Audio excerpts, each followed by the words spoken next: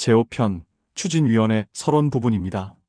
오늘은 재개발 재건축에서 늘 등장하지만 정작 이게 정확히 뭔지 잘 설명드릴 기회는 없었던 바로 그 주체, 조합설립추진위원회에 대해 이야기해 보겠습니다. 먼저 법적 성격부터 짚어보겠습니다. 추진위원회는 그냥 동네 주민 몇 명이 만든 사모임이 아니라 도시정비법과 국토부고시에 근거한 법적 지위를 가진 준비기구입니다. 도시정비법은 정비사업조합 설립 전에 토지 등 소유자가 시장군수의 승인을 받아 조합설립추진위원회를 구성할 수 있도록 하고, 국토부는 정비사업조합설립추진위원회 운영규정이라는 고시로 구성, 업무 회계정보 공개 기준을 세부적으로 정해두고 있습니다. 다만 추진위원회 자체가 조합처럼 법인격을 갖는 것은 아닙니다. 법률상 근거를 가진 공적 준비 조직에 가깝고, 조합이 설립되면 모든 권한과 자산을 조합에 넘기고 해산하게 되어 있습니다. 운영 규정을 보면 추진위는 정비사업 전문관리업자 선정, 설계자 선정 준비, 조합 설립 동의서 진구, 창립 총회 준비, 사업비 집행과 회계 처리, 행정청과의 협의 창구 역할까지 담당하도록 규정되어 있습니다. 여기서 추진위원회의 필요성이 나옵니다. 정비구역 안에서 이해관계자는 수십, 수백 명입니다. 각자 따로 행정청에 민원을 넣고 따로 시공사와 접촉하고 따로 동의서를 걷기 시작하면 사업은 시작도 전에 난장판이 됩니다. 추진위원회는 그 에너지를 한 군데로 모으는 공식 창구입니다.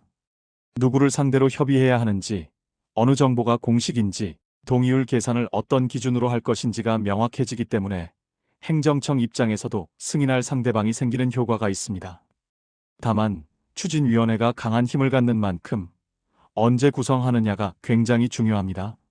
원래 도시정비법 체계에서는 정비구역으로 지정고시된 이후에만 추진위원회 승인이 가능하다고 보았습니다. 실제로 정비구역이 지정되기 전 단계에서 임의로 추진위원회 승인을 내준 처분이 위법무효라는 취지의 판례와 해석도 계속 나왔습니다.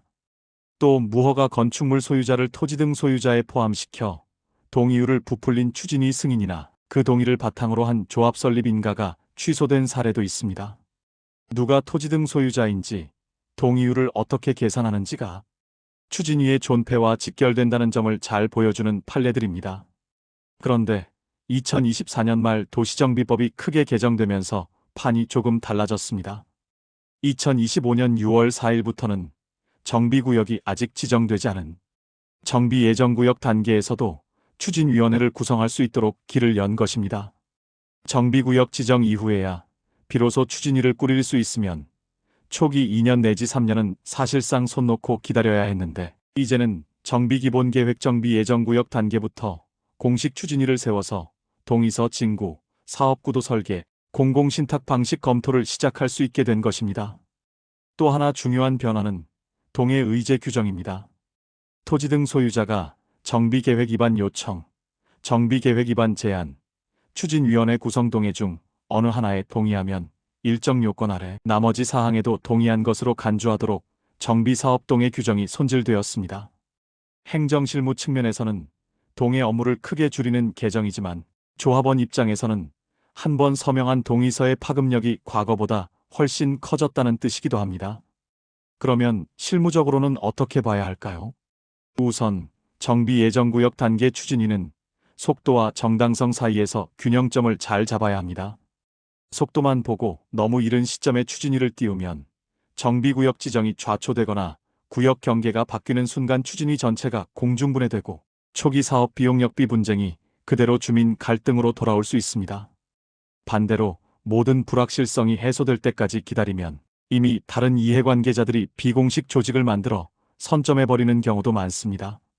그래서 제가 제안하는 기준은 3가지입니다.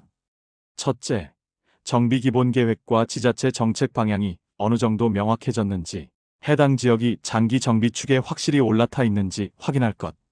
둘째, 토지 등 소유자 내부 합의 수준입니다. 최소한 어떻게 정비할지에 대한 큰 방향성, 예를 들면 공공지원 방식으로 갈지, 전통적인 조합 방식으로 갈지 정도는 공유된 뒤에 추진위를 띄우는 게 후유증이 적습니다. 셋째, 동의서의 무게를 주민에게 충분히 설명하는 것입니다. 이제 한 번의 동의가 정비계획 추진위 구성까지 한꺼번에 묶여 의제될 수 있는 만큼 동의서 양식, 동의서 설명자료, 동의서 설명의 영상까지 표준화해서 무슨 의미의 서명인지 남길 필요가 있습니다.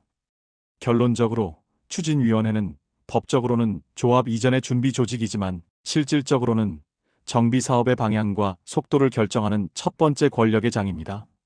언제 구성하느냐에 정답은 없지만 최소한 오늘 이야기한 세 가지 축, 법적 근거와 운영 규정, 정비 예정구역 단계 추진이 허용이라는 최신 개정 방향, 그리고 주민 합의와 동의서의 무게를 함께 놓고 보고 시점을 선택해야 처음 판짜기에서 뒤늦게 후회하는 일을 줄일 수 있을 것입니다. 이상으로 재개발 재건축 조합원의 교과서 제5편 추진위원회 서론 부분을 마치고 다음 편에서는 추진위원회 위원 구성, 승인, 하자와 무효 위험을 구체적인 판례와 함께 다뤄보겠습니다.